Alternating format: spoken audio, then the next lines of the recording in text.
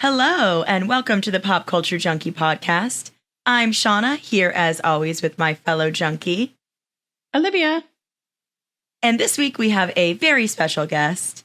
Daniel D. Boulay is a producer, essayist, and screenwriter who served as an acquisitions executive at Sony Pictures for several years. D. Boulay is an alum of the Academy Awards Gold program. He is also an accomplished music producer and composer. He's currently working on an essay about James Bond for The Splice.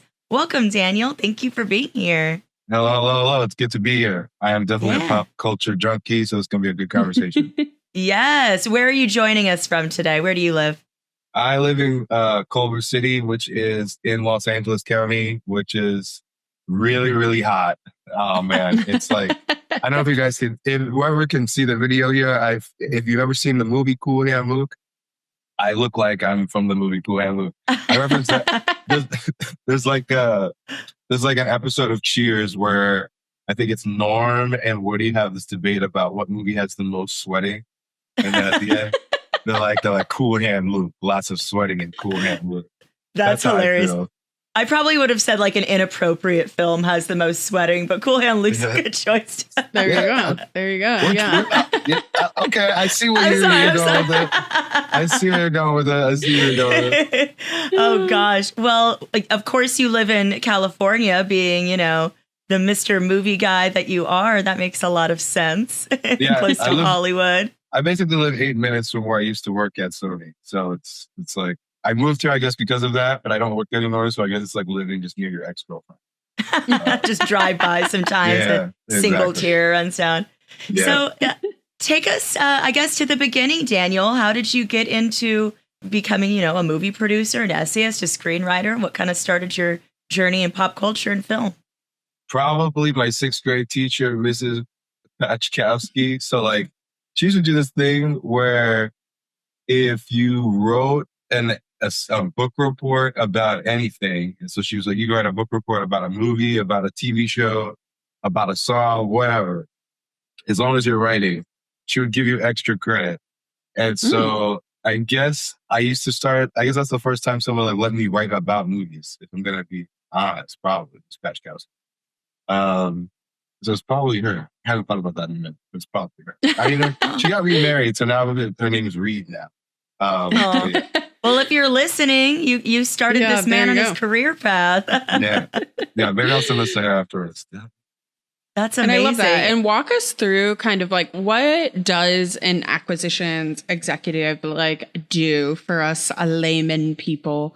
It's funny because I didn't know what acquisitions was when I graduated college. I was put into the division because I'd interned at a few production companies. And then I interned for the Los Angeles Greek Film Festival. And I guess the HR department at Sony, which was a guy at the time, Joe Camarino. And I think he might have moved to Netflix.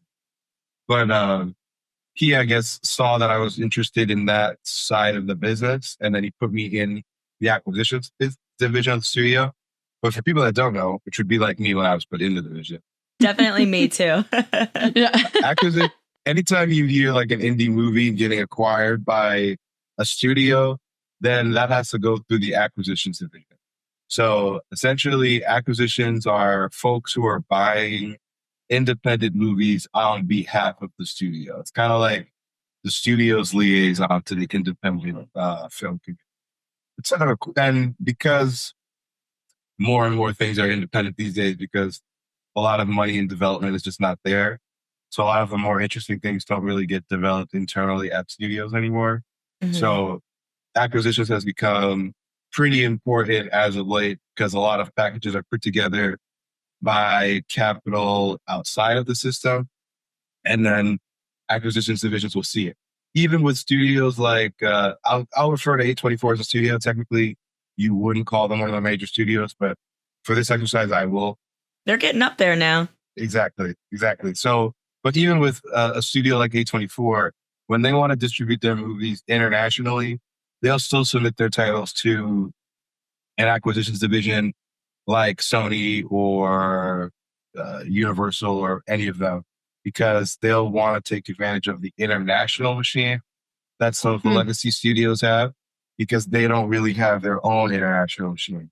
Because typically, and this is the business used to be a lot better, but typically, you can make a movie and then sell the rights all around the world to different countries. And people still do that very well. Lionsgate, honestly, they do that very well, where they'll make a movie like Hunger Games or even the Hunger Games prequels, and then they'll take some of those territorial rights and they'll pay for the movie by selling it all around the world.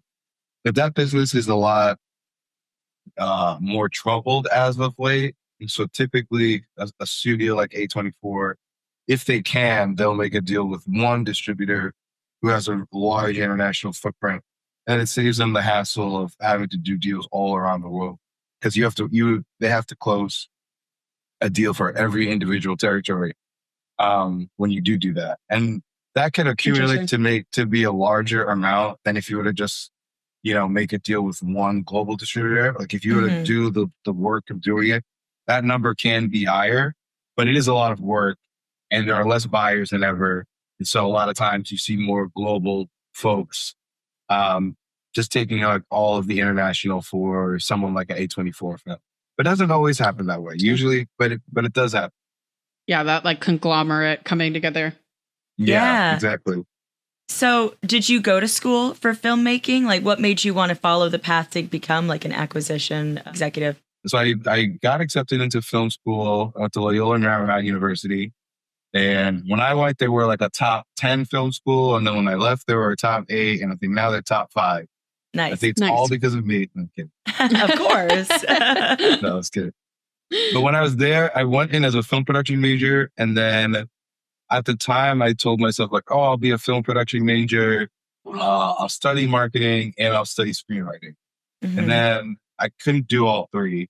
So then at some point, what I did was I switched from production to screenwriting because I met this woman named Jeanette, and Jeanette was always on set. So I assumed that she was a production major because I had just always seen her on set. And then as I get talking to her, she's like, no, I'm actually a screenwriting major. But because I'm a screenwriting major, I just take it upon myself to be on set all the time. And then I was like, I want to be more like Jeanette.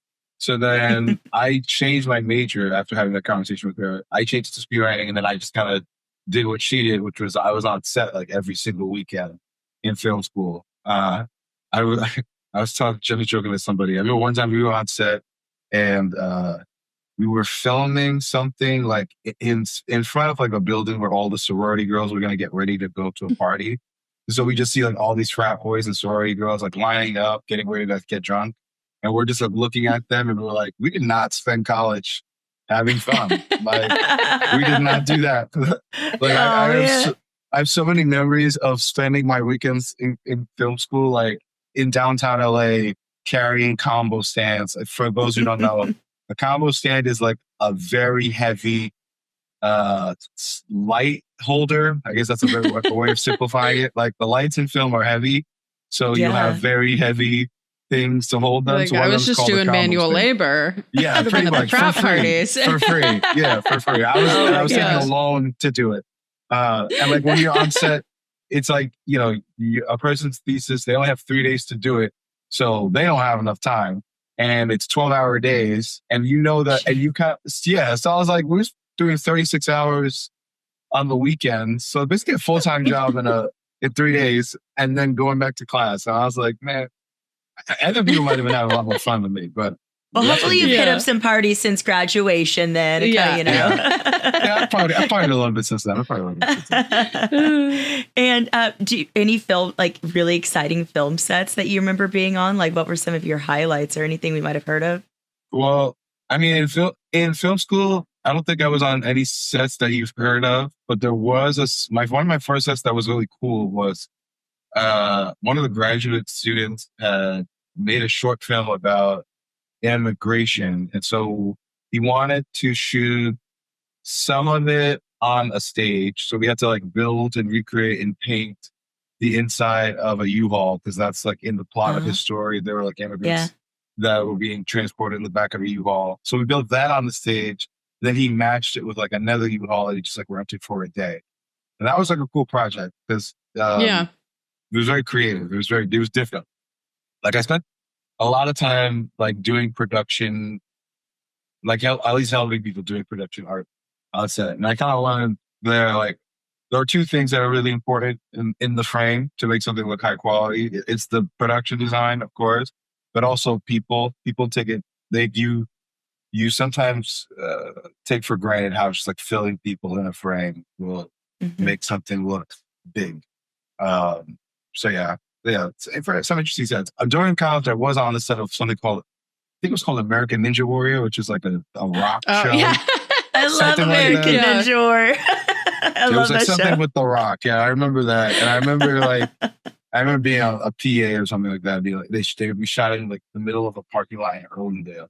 And I Yeah. remember in my head thinking like, oh, on TV, this looks like it's like a whole arena. And like, Yeah. it looks like Yeah. it's like this huge thing. But then when you're there, you're like, oh, we're just at a parking lot. The magic of Hollywood. Yeah. It looks movie so much magic, bigger when yeah. it's TV. TV magic. That's amazing. That's really, really cool. And how did you ultimately start transitioning into essayists? And, what was kind of that evolution in your career? So after I left Sony, one of the things that after I left Sony from being a buyer, transitioned to being a producer. So now I got to spend more time just focusing on the things that I cared about. So I produced a movie last year with Justin Long and Lamorne Morris. That's in post-production.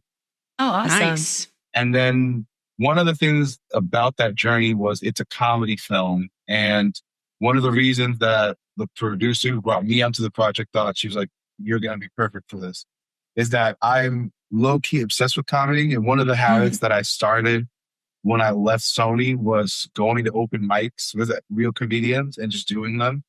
I don't think I'm a real comedian like them because there's like two aspects to comedy. There's writing the joke, which I think maybe I can do. But then there's like performing the joke, which I'm like, I don't know if I could do. Like I've done a few shows. I've done like some like bringer shows, and I'm like, I don't think this is my craft. And when you're there with like a comedian who's like a theater type kid who like loves to perform, then you can kind of feel like, oh, this guy's this guy. But one of the things that happened in doing that is I just started to get in the habit of writing more, and which is what I really wanted to do. I remember I was filling gas in the tank one day. I was like, I should just go to a comic club and just do this. I always wanted to do it. And then I love going to the comic club and doing this. It's like, I almost treat it like the way other people treat AA meetings. Like sometimes if I'm going to too much, I'm like, I have to go to a meeting. Like I have to go to an open mic and get something off my chest. And I've also noticed that sometimes there have been things that I've never been able to talk about, even some dark things in life. But then I'll be like, oh, let me try it on stage. And, and I've also noticed that that's also a good barometer for like, if there is anything that I'm still like, I haven't joked about that on stage because I'm too nervous. And it's also like a kind of thing for myself where it's like, you probably still have work there. Because it's like, you should, in my theory of life, and maybe this isn't everyone's theory of life, but in my theory of life, you should be able to joke about literally anything. Yeah. And it should roll off of you. And if you can't do that, then you're in active pain. That's my philosophy of life. I like that. You know, like, and it may not be the same for everybody else. No, Olivia and I make a lot of dark jokes on the podcast to work through our trauma. So. Yeah. It's like, that's how you know. That's how you know. And like, the other thing too is what I love about when you go to the open mics is sometimes you'll joke about something that was bothering you a lot, but then it doesn't resonate with anyone in the room, which is humbling because then you're like, oh, literally nobody cares. Yeah. Or someone after you, like I know one time, I remember I was like complaining about something silly. And then the guy went on after me, was like, what are you complaining about? You're a film producer? Like, dude, I'll be on my lunch break. I work at Target. And his set was hilarious. It was really good. You're like, and I remember I was like, yeah, like I'm probably in my head about put some it in bullshit. perspective. Yeah, exactly. I love that. So writing has been an outpouring of emotion for you. Yeah, it's like, I think it's like when you start writing comedy, it's a mixture of you're writing a conventional essay where there's rules, but then there's also kind of like, it's like a puzzle piece because you're trying to like get to a joke, but also you have to tell a story because like, and the story should be entertaining even if there were no jokes. Like even if you didn't laugh at anything, you should kind of still be able to like, I enjoy it. And so like I started doing that, and once I started doing that, I just got in the habit of writing more, and then I was like, well, I don't know if I really want to only write screenplays. I do sometimes write screenplays of my own. but I was like, there's some like topics that I just like to write essays for. And then I started reading, and I think also when I was at Sony, there was a movie the division made called Downtown Owl, which is an adaptation of a novel that Chuck Klosterman wrote. And Chuck Klosterman has become one of my favorite writers. I think when they did that movie based on his book, he came back up in my I guess like just like my radar. And so I've been reading a lot of his stuff lately, and I like the way he writes. He describes himself as a generalist. So sometimes he'll write not sometimes. So what he'll do is he'll write these really interesting pop cultural essays. And they'll be about all sorts of things. It'll be about football. It'll be about why Nirvana decided to make In Utero a bad album. It'll be about how Kurt Cobain is inauthentic. Yeah. It'll be like, it's just like random different things. Unbound. Unbound, right. Love it. And like every now and then it'll be something like profound that he got there, using something lowbrow to get there. And I love that. I love something to take like something smart and apply it to something lowbrow. I just think it's like a cool juxtaposition. Yeah, that's awesome. Very I cool. love that. Does that, kind of carry over, you're a music producer, you're a composer, like when you're creating music too? Yeah, I definitely think so. Because I think that a product of the internet and a millennial, a lot of the art that I know about is from Wikipedia. It'll just be go on Wikipedia and go on doing me and my friend used to play the Wikipedia game in college. I don't know if you know what that is. But it's just you play like 6 degrees of separation with Wikipedia. Oh, yeah. I love Yeah. that. I get in so many Wikipedia holes. I'll just be laying there in bed and I'm like, why did I read the entire plot of this movie I've never seen? Right. And I think one of the things about that, what it does is maybe like if someone, I'm like thinking to myself, like maybe when my dad heard hip hop, he didn't hear all the context. He just heard the music. But now when, I read about Patti Smith's Horses, by the time I'm done with the Wikipedia album, I know probably more about the album. Some people listen to the album for decades. Yeah. So then you will dive into the album. And then, I remember what this experience looks like in real life. Like I remember one time I was writing a list of best proto rock albums, which is a term that only a music critic is applying to music after the fact. Right. And then I think one time I said I used the phrase proto punk because sometimes someone might consider Patti Smith to be proto punk, not necessarily punk, whatever. And I remember I wrote something like that on Instagram or something, and then an older person who grew up with Patti Smith was like, "What? What is this phrase? I've never heard of this in my life." You made that up. Yeah, correct. So it's I think that's interesting. So I think now because I write these essays, I kind of think about I definitely have an intellectualized approach to art. So that I think it's interesting because George Lucas is releasing this museum out here called the Museum of Narrative Art or whatever.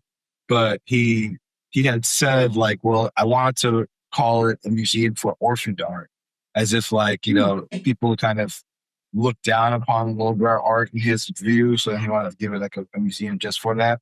So I like that. Yeah, it's an interesting idea, but I'm wondering, well, that's definitely a generational thing because we've grown up consuming all sorts of pretentious analysis of very lowbrow art.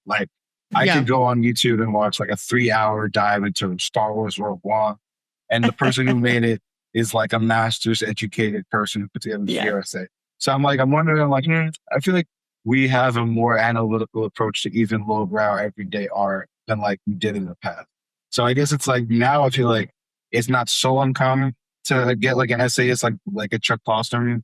So I've been but what I like writing about in essays though is that right now I've started getting a habit of trying to write more about the business of entertainment too, and using LinkedIn as a way to because my network includes a lot of executives and producers, kind of talking about it, do an essay there, and I have found it to be a very edifying experience. You learn a lot. And sometimes there's a phrase that Christopher Hitchens had, which is sometimes you don't know what you believe until you write it down.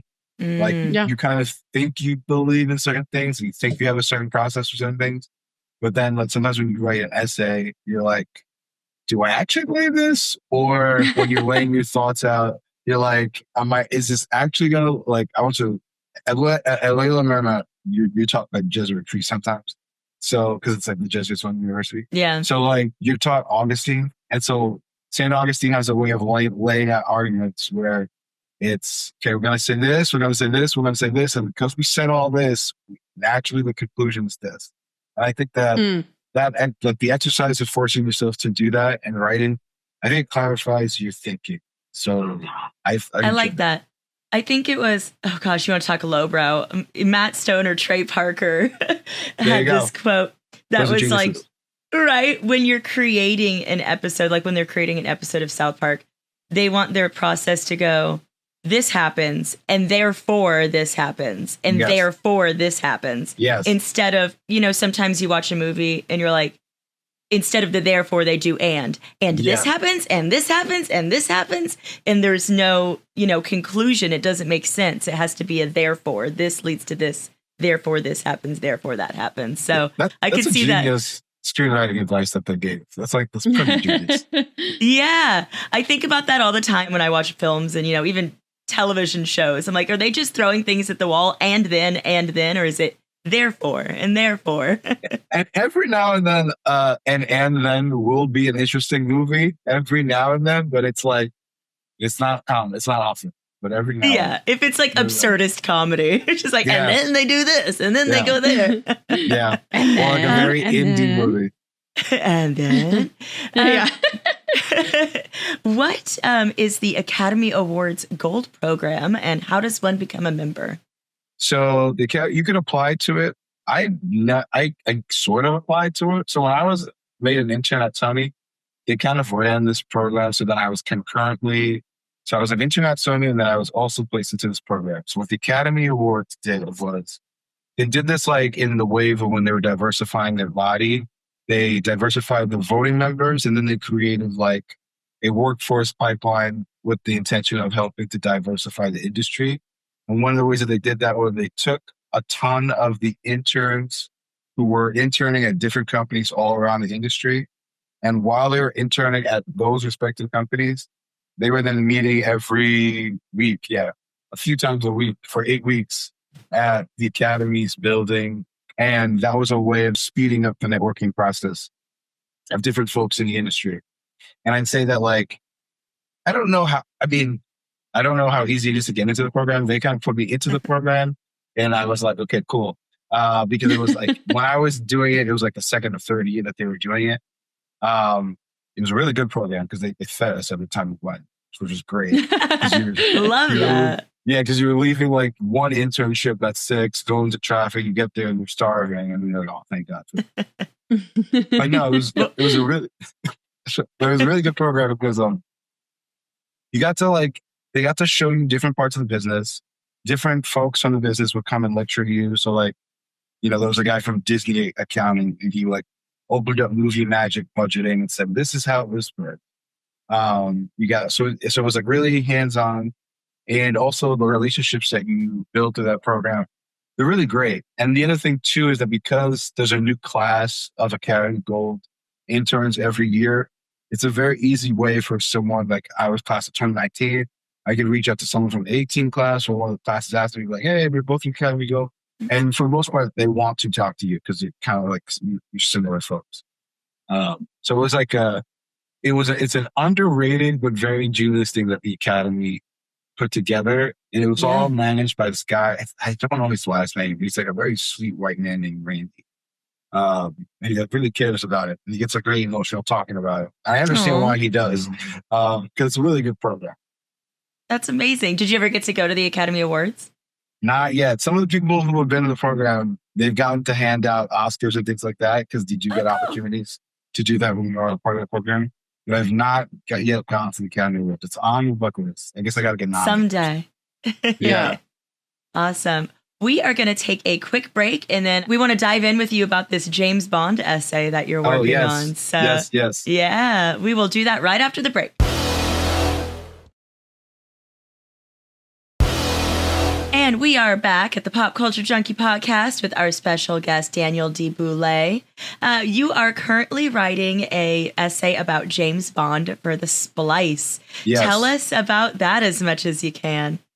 Well, the funny thing is, I've been writing for him. I guess I started writing for the editor, a man by the name of Jimmy. of the Splice, which is like a UK-based news publication. And so I wrote a review for him of Olivia Rodrigo's album, and he really liked that. And Olivia Rodrigo's PR team liked it too, because I really loved the album. So then, and my view of it is very pretentious. So I hope she's not gonna say that.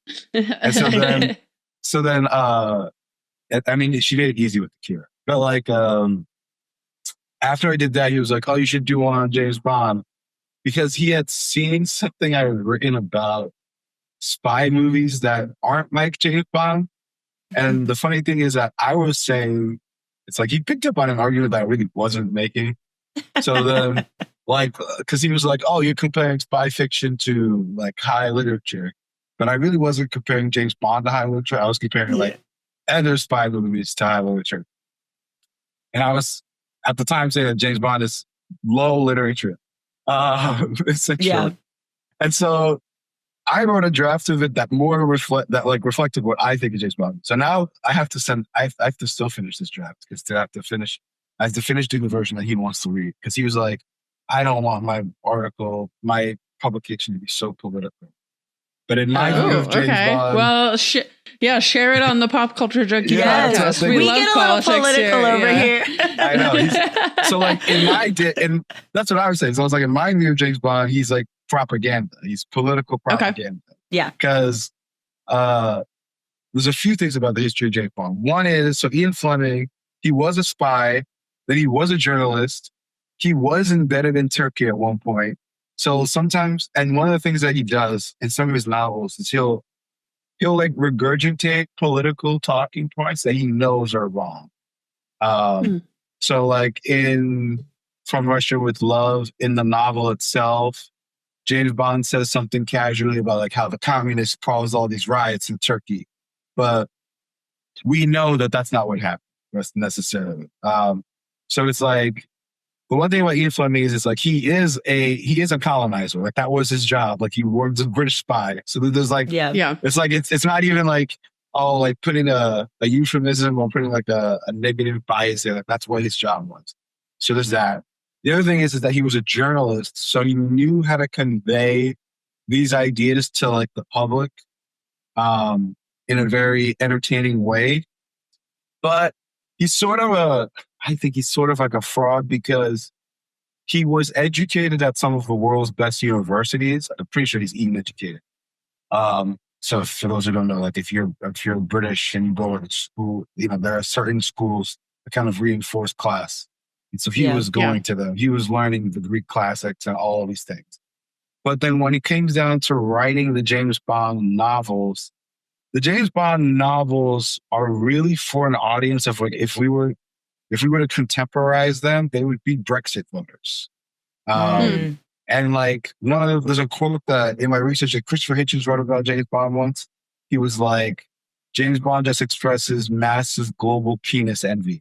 He's like, that's what James Bond is. It's like you have the British Empire is basically irrelevant.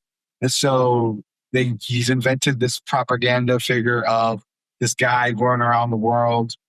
He's the most important person in every room. All the women want him. Every man wants to be him.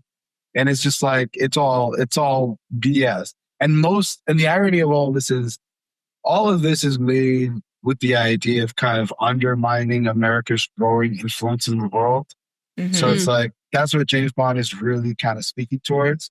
So now he's owned by Amazon. That's like the most American thing you can have. Yeah, interesting. So it's kind of ironic there. When they make the next movies, do you think they're going to make it more sympathetic to, American leanings? Well, what I would argue is that there's been this process between the novels and the movies where now the movies are different than the books in a lot of ways. So because James Bond is more business than anything else. So there's this Italian philosopher named Umberto Eco, I think his name is. And so he kind of said that James Bond is less of a character and more just an algorithm. And what he says is James Bond is a series of oppositions. There's Bond versus M, which is his boss. There's Bond versus the villain. There's the idea of duty versus comfort, service versus luxury. And he's like, that's it. He's like, nobody watches a James Bond movie expecting a surprise. They kind of watch it like they're watching a basketball movie where the score is besides the point. They're just enjoying watching the sport of this thing. And so I'm like, so there's that aspect to James Bond. And like, and one of the things that Umberto Eco says is anytime you can identify something without its creator, that's when something becomes an algorithm, and that's when it becomes an asset. So interesting. So like after Ian Fleming dies, we are able to kind of recreate this James Bond experience without him, because it's really like a hollow creation that he created. Because one of the things that happens is, so in the novels, he's writing these books for essentially a racist and sexist, misogynistic audience. Yeah. And I think also in my view of James Bond, you can't really separate the misogyny from the colonizing. I think they go hand in hand. They're related. 100%. Like, because he's literally just going around the world finding exotic women to romance. So it's like hard to separate it. Like, even if you wanted to, like, it's kind of like I have to turn my brain off to unseparate it. I totally agree. I'll watch James Bond films. I've seen all of the Daniel Craig films, a few of the Pierce Brosnan ones. You know, I'm a millennial too. Yeah. And it's so glaring that he, you know, the wealth and the status is very important. He's always a, you know, well-dressed, glamorous white man who, like you said, everyone in the room wants to be, and that he just uses and disposes women so quickly. Like, I was laughing with my husband, and like, you know, your life, no one's life is shorter than that of someone James Bond has sex with. Like, he sleeps with you, you are gonna die in the next like 15 minutes, or you'll die by the end of the movie to set forth his emotional journey for the next film. 100%. And there's this interesting thing with these movies. So like, to Daniel Craig's credit, of all the actors who've played James Bond, he seems to be the one who had the hardest time actually being James Bond. Like, from the way he talks about it, I'm sure like being paid $100 million really helps. And like, I'm sure that's why he kept doing it. The way he would talk about, it's so funny. Like, when you pay people a lot of money, sometimes it reveals just how much they don't want to do this thing. Yeah. Mm-hmm. Like, there's an interview that Charlie Rose gave that George Lucas gave to Charlie Rose after he sold Star Wars for $4 billion. And I don't know if I've seen a more unhappy rich person. He's just kind of like miserable. And like, the same thing with Daniel Craig when he talks about James Bond. He'll be like, I tried to make it more funny. He's like, I don't know. I tried to make it this. Like, he gives these interviews where he's like, I tried to do this. You can tell he's really uncomfortable with the whole thing. Yeah. Because you have this point about like the Americanism of it all. So it's like, they have Americanized James Bond in the sense that like, we've stripped away all the things that made the Brexit voter kind of into James Bond to begin with. So then now what you're really left with is just this idea of like a guy who likes good service, luxury service, and like, and he's willing to do anything for the empire. So it's kind of like we've really stripped James Bond of what he meant, because, and I thought about this recently, like when you have people having conversations like, why can't a woman be James Bond? Why can't a minority be James Bond? That's how deep the brainwashing goes. Because if you're asking yourself, like, why can't we diversify the propaganda that we're receiving? Then it's like the propaganda is really working. It would be like a Jew walking around. I will use this comparison because it's crazy. But it's like, you'd be like a Jew walking around like Nazi Germany and then saying like, why can't more Black people be on the posters? Like, for the rally. It's like, the idea is so ridiculous. They're like, you really bought into this propaganda. Yeah. Why can't we diversify this product that is literally rooted in racism and misogyny and classism? It'd be really cool if we could get a Black woman in here. Right. It's like, you realize like, what are we asking? Like, why would we want this? And one of the things I also think that's weird about James Bond is he's different from other franchises, because I think James Bond is true of like an heirloom. Like, for instance, my dad introduced me to James Bond. And then I think I had some vague idea that like one day I'll introduce my own son to James Bond, which is like why? Like, who cares? But he's a man's man. Yeah, right. It's almost like you're passing some torch of like masculine heritage by like introducing your kid to like certain things you grew up with. And men do this with certain, like they unconsciously do this. But I think James Bond is a really good example of that because I don't think other action franchises are really marketed that way. Like, I don't necessarily think my dad may have showed me the Mission Impossible TV series because he was like, oh, I grew up watching these. But I feel like with James Bond, because James Bond is then he's like recast like the Pope every so often.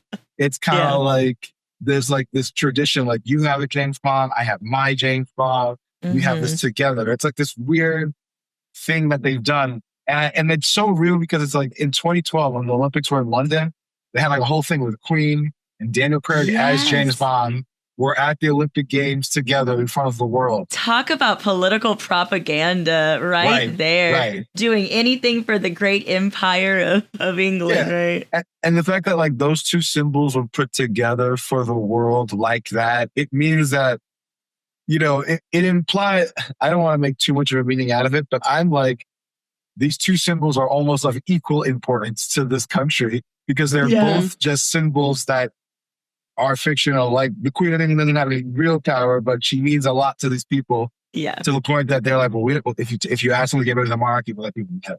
Yeah. And I'm like, James Bond kind of, he serves that same role. And it's just kind of fascinating. Now Amazon owns it, so. Yeah.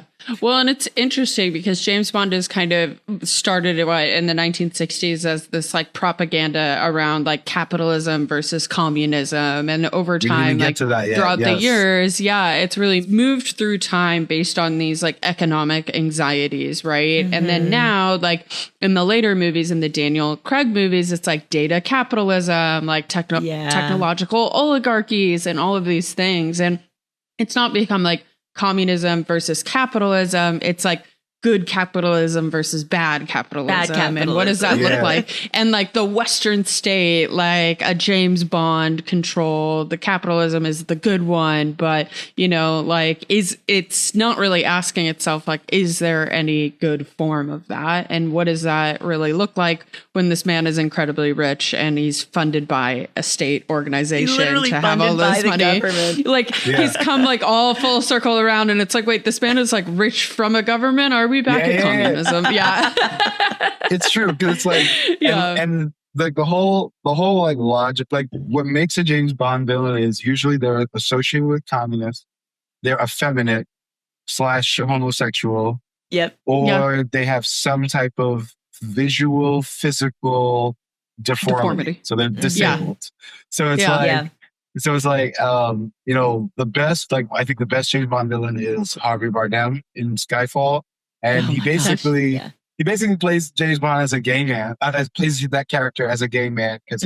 With a physical deformity. With a physical deformity, with his mouth and everything. Yeah. And then, I mean, the cool thing about that movie, and this is the thing about these movies, like the people making them know that the text is what I'm saying it is. Because then what the writers are doing, they're like trying to push the boundaries because John Logan is a gay man, from what I understand. The guy who wrote the script for Skyfall. If he's not, I apologize, but I appreciate it. And one of the things that he wrote in that version of the character is, so Silver's written as gay because he flirts with Bond, and he's like, what about you, Mr. Bond? And then Daniel Craig kind of says like, what makes you think this is my first time? And so, you know, and then, and by him saying that, they're basically saying like, okay, we're going to remove this expectation you guys have of James Bond. Like we're removing that, right? Because that's not Ian Fleming's version of James Bond.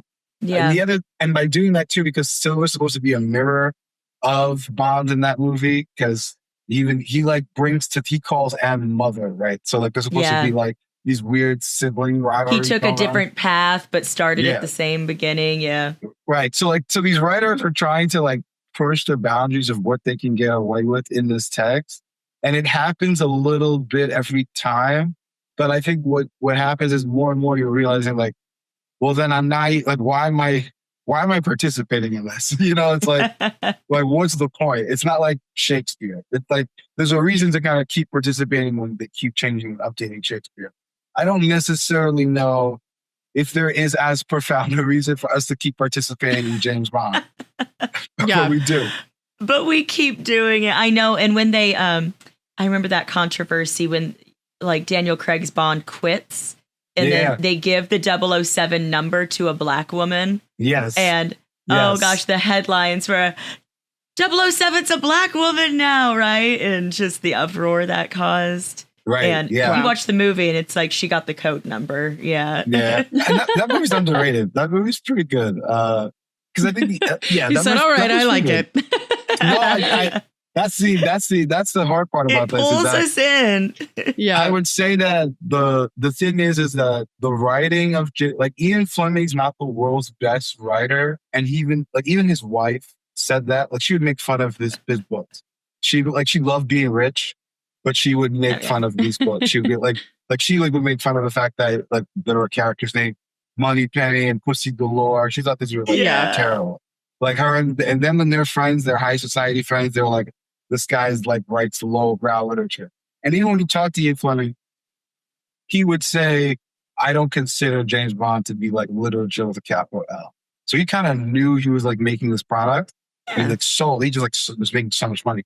But I think one of the things that the movies have done is the movies have really elevated this character, because in addition to making all these changes where they're misogyny is racism, misogyny is homophobia, the other thing that they've done is they've massaged the classism of James Bond, because James Bond is described to be a kind of Eton-educated commander, like Commander Bond. That's who he's supposed to be.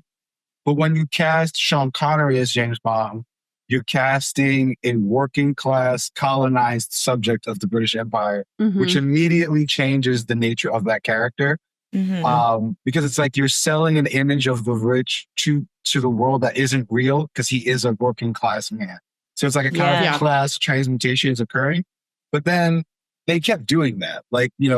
When they cast Roger Moore, I'm pretty sure Roger Moore and Timothy Dalton, they're Welsh or something of that nature. They're people who live on the margins of the British Empire. British society, yeah.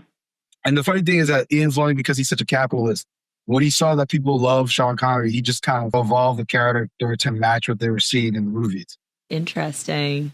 So many things happen, so that by the time that we're getting James Bond now, which I think is a cool thing with myths, and we'll see this with the Odyssey, right? But in all adaptation processes, after a while, people aren't just adapting the text, they're adapting their interpretations of it, and then people's interpretations of it, all the conversations had around it. Yeah, well, who scored best at the box office? Who was everyone's favorite poll and their favorite Bond? Yeah. Yeah. So so the Bond that we get, they've it's hard to resist, because the crowd, what they do is they hire great artists to kind of bring this to life. And so it's James Bond, it has some of the best cinematic sequences you will see in film, just because they have a lot of money, but also the way they've run, at least up until Amazon. Who knows what Amazon will do? But the way that the Broccoli family, the Wilson family, they used to put these movies together. I remember one guy at LMU, funnily enough, one of the people who produced the Bond films, their daughter went to LMU. And so one of the theaters is named the Barbara Broccoli Theater or something of that nature. But Michael G. Wilson, who produced the Bond movies, he came to our school to talk to us, and he explained how the company works. And he's like, well, we keep these people, they're production people. It's we keep them on payroll all throughout the year, and they're designing things for us and things of that nature. So it's when you realize that's how these movies are put together. You realize ever breathing, wow. ever going. Yeah, somebody already knows who the new Bond is. They just haven't told us yet, but they're working on that. I wonder what it is. As of next year, it'll be the longest stint without a new Bond, or the longest pause if we make it past next year. So it'll be an interesting time to see have we evolved past it? Have audiences, or are we really looking into it? I mean, they have a lot of rumors. I was still hoping for an Idris Elba, but I don't think we're ever going to get it. I know. That would have been amazing. But I don't think we're ever going to get it. It would have been amazing. Just play a bad guy at this time. At this point, he should just play a bad guy. That would be sick. I bet it's going to be Aaron Taylor Johnson. He's young and British and handsome. I like him with his shirt off. I don't like his wife, but I like him. That's hilarious. That's hilarious. She's a filmmaker. She's directed some good movies. That's Yeah, so funny. she's a filmmaker and very controversial woman. Yes, I think she in directed the world. first Yes, she 50 is. Shades of Grey, right? She did. Did Yeah, she? she did. She also did Nowhere I've never Boy with Aaron Taylor Johnson when he Which was is when they met, I think. 17. Yes, when Mm. he was a small little baby, but squirrel. I'm But refraining no, from I think it'll be commentary really there. yeah. It'll be interesting, like you said, to see Um, what Amazon does with it and has, Yeah. you know, Daddy Bezos's claws in there. And It'll be interesting. that. I mean, it's when they say it'll be the longest stretch because it's like, I guess what used to be the longest stretch, ironically, It's like 6 enough, years. was, Yeah. yeah, there was like when the Berlin Wall came down, there was like that was the last longest stretch between movies because Yeah. interesting. they kind of had to figure out like, well, what is Bond supposed to be now if if he's not going to fight communism? What's he And stand Yeah. for? yeah, and what they kind of did was, maybe I'm a conspiracy theorist, but in the James Bond movies, you kind of get a precursor to the way we talk about the War on Terror. So Yeah. when we talk about the War on Terror, we talk about these kind of these international, like what is Osama bin Laden? Osama bin Laden is this international boogeyman who has access to all these crazy resources, and he's hell bent on world domination, threatening our Western way of life. But he also exists outside of any government. So, you know, which and he allows has the government this to, financial middleman is the bad Yeah. guy and like yeah, financial terrorist. Yeah. I And think the it's boogeyman really, that we really can all interesting. unite against. correct. But he Yeah. doesn't have to be a country anymore. He could just be like, he's a super villain essentially. And so I feel like Yeah. I feel like there's definitely some type of closer relationship there than I'm drawing. Like I feel like there's more reason for that. But it's interesting Mhm. that like after the Cold War, these are the villains that James Bond is kind of going up against. And this is now how we talk about geopolitics. Like when Trump is talking about geopolitics, he's framing them almost in like a language that we've experienced in movies. And with a person Yeah. like Trump, that's definitely conscious because he's like a TV person. Yeah.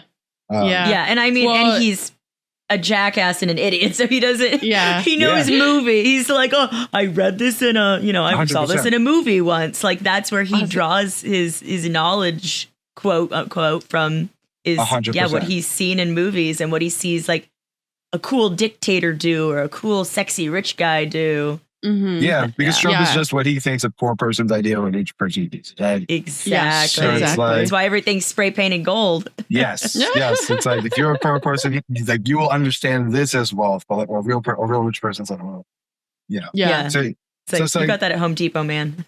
yeah, exactly. So I mean, so that was kind of what I came upon with James Bond, and like at the end of it, I kind of liked him a lot less than I used to intellectually like him a lot less. I definitely Yeah. enjoy some of these movies. Oh, But yeah. I don't think like that idea that I have, like, oh, one day I'll introduce it'll be so cool.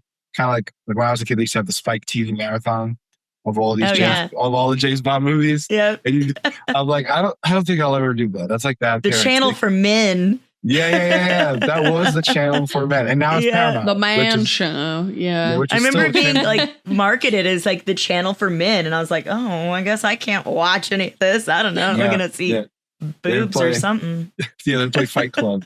I remember like they Yeah. had a whole award ceremony one time to honor Fight Club, and then they all read the negative reviews of Fight Club at the award ceremony. Like it's a very it's a man's world.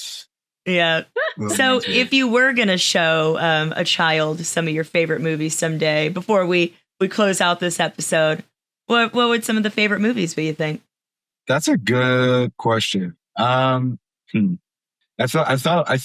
haven't thought about that before. One of the things I thought about, because I thought about this recently in terms of a lot of different things. Where we talk about just with dating, like a lot of people do carry morals and like lessons on how they want their life to go from movies more than they realize. Yeah. Mm-hmm. Absolutely. Like and like Chuck Losserman, he has this quote at the end of there's the book that has a lot of his essays. It's called Eating the Dinosaur, and it's called that because he's like the only good use for a time machine is to go back in time to eat a dinosaur. But which is funny. But he says something. He says like a lot of times the things that we want, we don't really want them. We say we want them because we think that if we tell people we want these things, we think it will impress them. Yeah. And like sometimes when you have the thing, or you are talented, you have achieved the thing, that person actually doesn't want to be around you anymore. But what they do want to be around is a person who seems to want things. And I'm like, that's very interesting. And so then a lot of like what you are told to want just comes from movies and TV shows. It'll be like, even down to like, I want a man who can do this for me. Like, I want a woman who's like this. It's like, well, this is just, you saw this on TV, which is so constructed. And so you're going to like spend like your whole married life with children. Yeah. Yeah. Or, seriously. Yeah. Or I don't like, want that. Or friends. Like you'll say like, I should be living in an apartment like Friends. And we're like, well, this is an unreality for no all one lives in an apartment like the Friends. Yeah, right. Exactly. So it's like, so lately I've been thinking about like, okay, well, we kind of take a lot of lessons from movies subconsciously in a really bad way, I think. So if I had to show a movie you have to show movies, you have to show kids movies. Freshly born baby. Yeah. First kids media. I know. Probably Bambi. There you go. Will probably teach you empathy. But if there's one movie that I think like, okay, it'll probably help a person be a good person. There is a movie like this. Well, maybe Philadelphia. I'll say Philadelphia. Okay. Because I grew up with my dad. He's a minister, and so like I used to always show him, I guess, gay propaganda to kind of get him to see the light. I love that. The one that worked on him the most was Philadelphia. I noticed that because Denzel plays a homophobe in that movie, but his arc is interesting. Like Denzel by the end of the movie is not necessarily like the most reformed person, but he's reformed enough to know that he's wrong. Yeah. To see the decency and humanity in other people. Yeah, because in Tom Hanks, Tom Hanks played, for people who don't know Philadelphia's about, Tom Hanks is a guy who has HIV, and this is back in the 90s, when having that was a little bit more stigmatized than now. And so he's improperly fired, but he's like a brilliant, if I remember, like a brilliant attorney. And so, or a doctor, he's like some brilliant type of person. And so then he hires essentially who's an ambulance chaser, Denzel Washington, because no one else wants to take on this case. And Denzel Washington sees this as an opportunity, but he's really homophobic, but he still takes it on anyway for selfish reasons. And then by him knowing him, he realizes he's wrong. Yeah. So I think that's probably a movie you could probably show a kid and walk away with some good lessons. That's a great choice. Damn. Yeah, I like that. What a good answer. No James Bond here. No James Bond. No. Not James Bond. Screw that. Well, thank you so much for joining us, Daniel. When does your essay come out and where can everyone read it once it does? It'll be on the splice.co.uk and it should be in the next 2 months. It should be in the next month or so. I have to finish this. I just have to finish it. Hopefully we got your, brain moving there. Yeah. Talk it out sometimes. Yeah. I mean, there's going to be, I probably will release, I guess, on my website when I'm done, a quote unquote director's cut version of it. Cause I got like really indulgent, but some of the parts where I got indulgent, I'm like, they were really well written. Cause it's like, I'm Caribbean. So like the first James Bond takes place in Jamaica. And then the other thing is that there's aspects where, James Bond has taken place in Turkey. Ian Fleming was a Turkish spy. And then there's a story that I kind of linked together, which is like the story that when Mark Anthony brought Cleopatra to Turkey, she looked at the beach and said, like, I don't like it. And so then he trucked in sand to replace the sand there. But the funny thing about that story is that they do that in the Caribbean. So like in the Caribbean, there's like my mom grew up on an island called St. Vincent, and because they have volcanoes, they have black sand. But when the tourists and when they come to the resorts, they're expecting the beaches to look like how it looks like in a James Bond movie, honestly. And so then they will truck in white sand from other islands to give them this illusion. And so like I was going into all these like segues, and I'm like, these are interesting to me. So that's fascinating. I love that. Yeah, it's interesting. You mentioned your website. What is your website and what is your social media handle? Yes. So my website is my name.com. So it's Daniel D. Boulay. That's DEBOULAY.com. And I'm on Threads. My last name, DEBOULAY.MXF. And for the film nerds out there, they'll know what MXF means. It's a very, very like niche term in film editing. Love it. Olivia, where can the listeners find you online? And you can find me on Instagram at Olivia Maries, LIVIMARIEZ. You can find me, Shauna Trinidad, on Instagram and Threads at Shauna Trinidad, SHAUNATRINIDAD. And of course, you can find us at our website, popculturejunkie.com. That's where you can access our podcast on all platforms, along with our social media links, blog posts, and the Pop Culture Junkie store, and a way to contact us. Join our Pop Culture Junkie online support group on Facebook. We want to hear from you there and all your pop culture opinions. And please take a second to follow, subscribe, rate, and review the show. It truly makes a difference. And we would love it if you could join our Patreon. Every subscription helps us bring you more great episodes like this one. You can find us at patreon.com/popculturejunkiepodcast. Sign up for an uncensored sneak peek at our next episode, or get a personalized shout out from both of us. And come back next week for another hit of pop culture. The Pop Culture Junkie podcast is produced by Cheryl Lightfoot for the Pop Culture Entertainment Network. So entertain